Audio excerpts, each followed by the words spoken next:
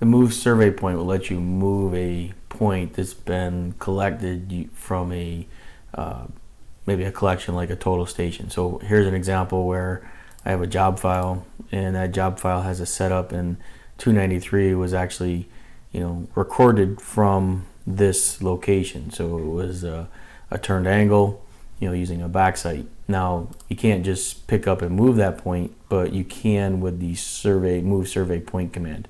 So maybe it was had to be adjusted for some reason, or they couldn't shoot it in the right spot, or if it was maybe a bad angle, and the actual location to move it to, you can do that. So basically, you're just going to come in on the survey tab.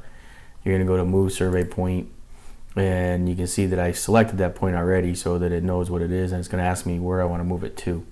So the to location, you would pick where you want to move it to, and you can see that it can apply an elevation as well.